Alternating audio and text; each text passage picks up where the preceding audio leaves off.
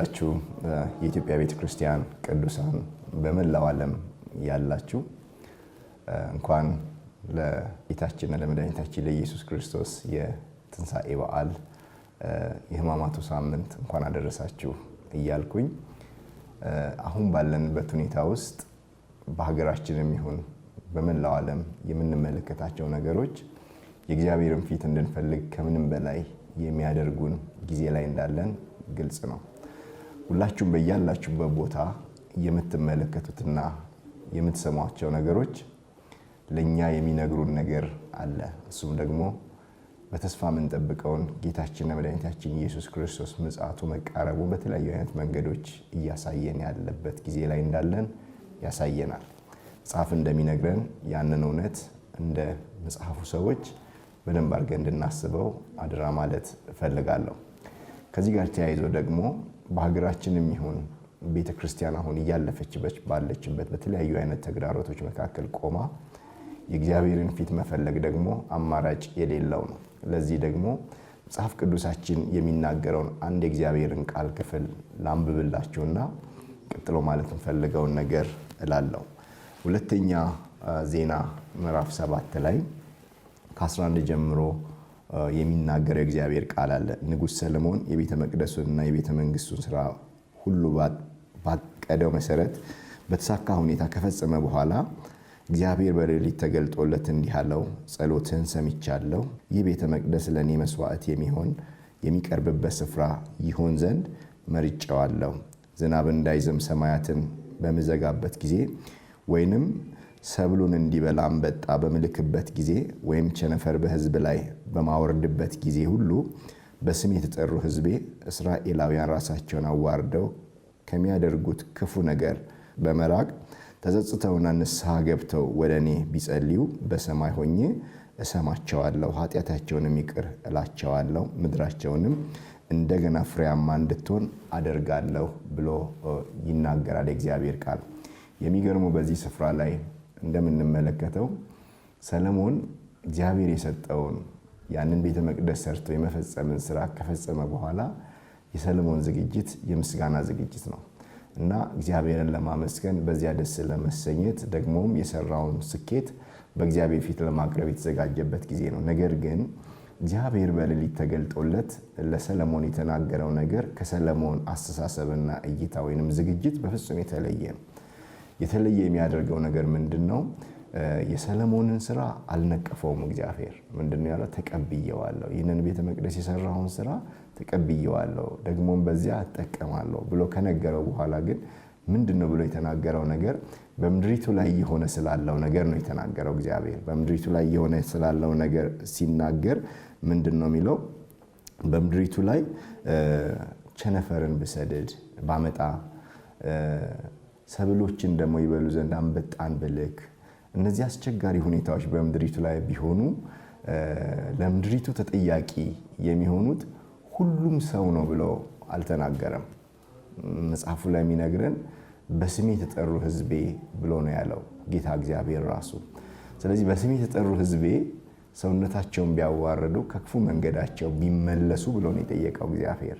ስለዚህ ይሄ የሚያሳየን እውነት እግዚአብሔር ከሁሉም ሰው ጋር ጉዳይ ያለው ማለት አይደለም። በተለይም ደግሞ ንስሐን ስናስብ እንደ ኢትዮጵያ ቤተክርስቲያን መሪዎችና እንደ ኢትዮጵያ ቤተክርስቲያን ቅዱሳን ትልቁ ኃላፊነት የኔና የናንተ ነው። የኔና የናንተ ትልቁ ኃላፊነት በተለይም ደግሞ እንደ ኢትዮጵያ ቤተክርስቲያን መሪዎች ተቀዳሚ የሆነ ኃላፊነት የኛ የመሪዎች ኃላፊነት ነው ብዬ አምናለሁ።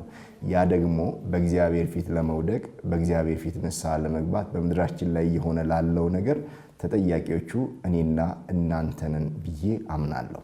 ስለዚህ በሌላው ላይ ጣቶቻችን የምንቀስረው ሳይሆን የእግዚአብሔር ቃል ለሰለሞን እንደተናገረው በስሜ የተጠሩት ሕዝቦቼ ብሎ ስላለ እኔና እናንተ ዳግም ልደትን ያገኘን ቅዱሳኖች በየትኛውም መስክ ላይ ያለን ሙሉ ጊዜያችንን ሰጥተን የምናገለግል ልንሆን እንችላለን።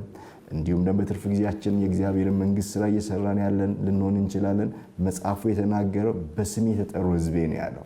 ስለዚህ በስሙ የተጠራን እኔና እናንተ የእግዚአብሔርን ፊት በትክክል ወደ መፈለግ ከመጣንና ንስሐ ከገባን እግዚአብሔር ምድሪቱን እንደሚፈውስ እንደተናገረ ሁሉ ዛሬም በእኔና በእናንተ ዘመን የሰራዊቱ ጌታ እግዚአብሔር ምድራችንን ሊፈውስ እንደሚችል ሙሉ እምነት አለኝ። ስለዚህ የተወደዳችሁ ቅዱሳን በኢትዮጵያና ከኢትዮጵያ ውጪ ያላችሁ ከፊት ለፊታችን በሚኖረው ከሚያዝያ 6 ጀምሮ ባለን የሕማማቱ ሳምንት ላይ ሁላችንም የእግዚአብሔርን ፊት በያለንበት ቦታ ሆነን እንድንፈልግ አደራ ማለት ፈልጋለሁ። በኢትዮጵያ ደረጃ ላይ በተዘጋጀው ዝግጅት በእያንዳንዱ ክልል ላይ ያለ ሁሉም አንዳንዱ በአንዳንድ ቦታ ላይ ተሰብስበው የእግዚአብሔርን ፊት የሚፈልጉበትና ንስሐ የሚገቡበት ሁኔታዎች ተመቻችተዋል። በአንዳንዱ ቦታ ላይ ደግሞ ያ በማይመችባቸው ቦታ ላይ የምትኖሩና ከኢትዮጵያም ውጭ በየትኛውም ዓለም ላይ ያላችሁ ኢትዮጵያውያን የሆናችሁ ቅዱሳን በሙሉ የእግዚአብሔርን ፊት በተመሳሳይ ሁኔታ በተለያዩ ቦታዎች ላይ ሆነን ልንፈልግ ግድ ነው ማለት ነው። ስለዚህ የኢትዮጵያ ምድር እንድትፈወስ ካስፈለገ ተጠያቂዎቹ ሌሎች አይደሉም። የኢትዮጵያ ምድር መፈወስ ካለባት እኔና እናንተ በእግዚአብሔር ፊት ንስሐ መግባት ይጠበቅብናል። ብዙ ንስሐ ልንገባባቸው የሚገቡ ነገሮች አሉ። እኔና እናንተ ባለንበት በእኔና በእናንተ ትውልድ በብዙ መንገድ የእግዚአብሔር ስም የተነቀፈበት መንገዶች አሉ። እግዚአብሔር በትውልዱ ያዘነበት መንገድ፣ እግዚአብሔር በተሰየማት ቤተክርስቲያን ያዘነባቸው ብዙ ምዕራፎች እንዳሉ ግልጽ ነው። ስለዚህ እነዚህ እውነቶች የአደባባይ ሚስጥር መሆን በፍጹም አይችሉም ማለት ነው። ስለዚህ ወገኖቼ እኔና እናንተ ከምንም በላይ በስሙ የተጠራን ህዝቦች የእግዚአብሔርን ፊት እንድንፈልግ አደራ ማለት ፈልጋለሁ። ብዙ ጊዜ ስለ ንስሐ አውርተናል። ብዙ ጊዜ ንስሐ ብለን ተሰባስበናል፣ ንስሐም አድርገናል። ግን ዛሬም እንደገና ንስሐ እንደሚያስፈልገን ብዙ ምልክቶች አሉን ማለት ነው። እነዚህ ምልክቶች ወገኖቼ ድርጊትን፣ ንግግርን፣ ውጫዊ ማንነታችንን በእግዚአብሔር ፊት የምናቀርብበት ብቻ ሳይሆን ውስጣዊ ማንነታችን በእግዚአብሔር ፊት የሚፈስበት መሆን መቻል አለበት ማለት መመለሳችን እግዚአብሔር የሚያከብረው፣ መመለሳችን እግዚአብሔር የሚቀበለው፣ መመለሳችን እግዚአብሔር የሚገኝበት እንዲሆን የኢትዮጵያ ቤተክርስቲያን መሪዎችና ቅዱሳን የእግዚአብሔርን ፊት በጋራ ልንፈልግ ይገባናል። ከዚህም የተነሳ እግዚአብሔር ምድራችንን ይፈውሳል ብዬ አምናለሁ። ትላንትና የተጓዝንባቸው መንገዶች፣ ትላንትና በእግዚአብሔር ፊት የተሰለፍንባቸው ሰልፎች አንዳንድ ምልክቶችን በምድራችን ላይ ያሳዩን ያሉ ነገሮች እንዳሉ ግልጽ ነው። የእግዚአብሔር ጉብኝት በምድራችን ላይ በምን መንገድ እየመጣ እንዳለ ሁላችንም ግልጽ ነው። ነገር ግን ለቀጣዩ ትውልድና ለቀጣዩ ዘመን ደግሞ የእግዚአብሔርን ፊት የእግዚአብሔርን መገኘት ወደዚህ ምድር ለማምጣት እኔና እናንተ በስሙ የተጠራን ሰዎች የሕማማቱን ሳምንት በእግዚአብሔር ፊት አብረን በመሆን ንስሐ በመግባት እንድናሳልፍ አደራ ማለት ፈልጋለሁ። በስተመጨረሻም ደግሞ የኢትዮጵያ ቤተክርስቲያን በአጠቃላይ በመሆን ደግሞ ከየክልሉም ከተለያዩ ዓለማትም ተወክለው ወደዚህ ወደ ኢትዮጵያ በመምጣት በአንድ ቦታ ላይ ሆነን ደግሞ ከግንቦት 25 እስከ 27 እነዚያን 3 ቀናቶች በእግዚአብሔር ፊት አብረን የምናሳልፍበት ጊዜ አለን። ከየክልሉ የምትወከሉ ሰዎች አላችሁ። ክልል ወክላችሁ ወደዚህ የምትልኩት እዚያ ላይ ያደረጋችሁትን ነገር በአንድነት እዚህ ሆነን ደግሞ ንስሐችንን ሙሉ አድርገን በእግዚአብሔር ፊት የምንቀርብበት ነው።